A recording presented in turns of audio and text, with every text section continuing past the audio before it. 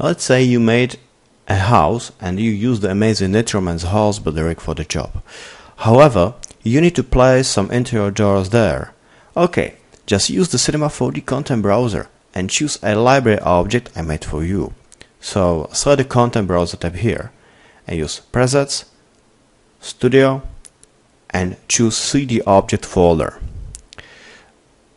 The folder contains 4 other subfolders. The first is called door modular, is the object we will use.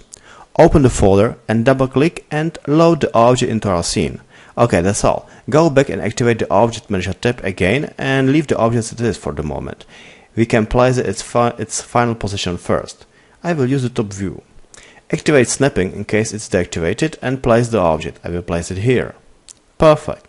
I will adjust the object position a bit more and I will use the coordinates manager. It's easier for me.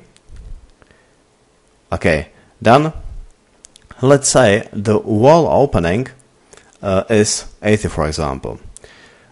So it means the door clear opening must be thinner than the wall opening, of course, because the door frame covers the wall opening.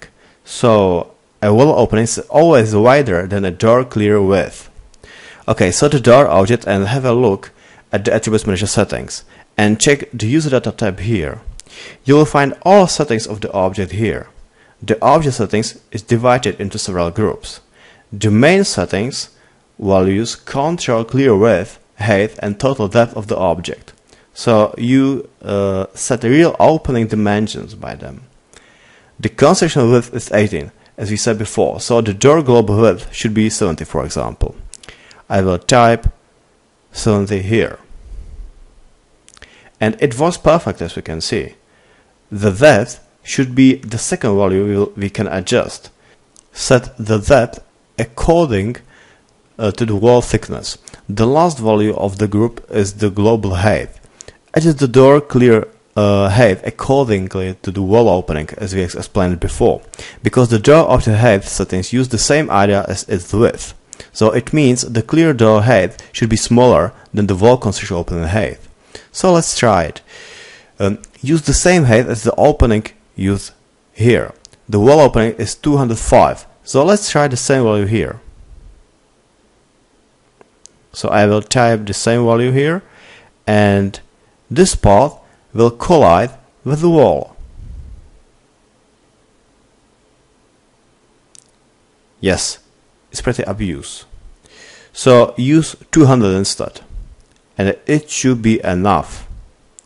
It works perfectly. We can hide the house builder object, I think, and go closer and let's study all the other parameters and settings of the object. Okay, we know what the main settings group controls. Let's continue the frame details group. The frame width controls the total width of all these elements.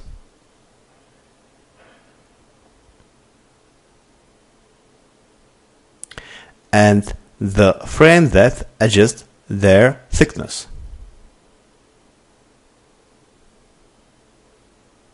So let's play with the value and control the door thickness as well. I will open the door and it's visible now. We can check it here. Almost every object is rounded a bit. So we can round all elements of the rig as well. Go closer a bit and play with the rounding parameter here and check the value impact on the object. It's this value. Okay, I will reduce the opening angle of the door and move the camera. I need to focus the upper left corner of the object and check the detail here. The frame offset value of the group controls the amount of door wing coverage. It says how much the door wing will cover the frame step here and the step width. Close the door and the last value of the group controls a small gap between the object frame and the door wing. Test the value. As we have seen already, we can open the door. Just use the slider of the opening group here. And we can mirror the door setup and its hinges and handle position by the left side trigger. It mirrors the setup.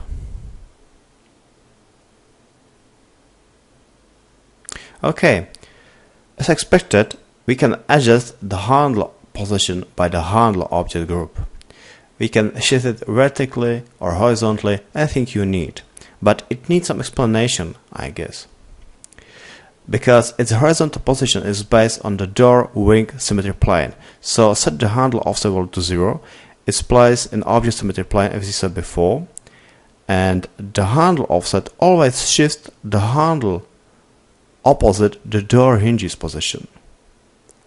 And here is the handle height. The value is restricted by the global height value.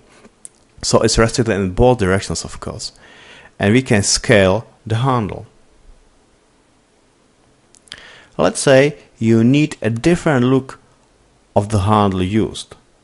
It's possible to use your own objects here. Just activate the My Object trigger and drag and drop and place your own objects here. Here's the front and here's the back. Okay, it looks nice. However, we can adjust the handle offset a bit, and that's all. It works pretty good. I think that's really enough about the door object settings. It's a very flexible object and I use it pretty often, I have to say. And it's really very nice. We can animate all its settings and values. Before the end of the chapter, set the object and unfold it. And check all objects here. As you can see, these objects are called vertical or horizontal. In case you will texture the object, align texture projection accordingly to the object. If an object is called vertical, align texture vertically. In case it's called horizontal, horizontally. So always align it accordingly to object name. Unfold the door object as well, and here is the door wing object, and really the last default handle objects are placed here.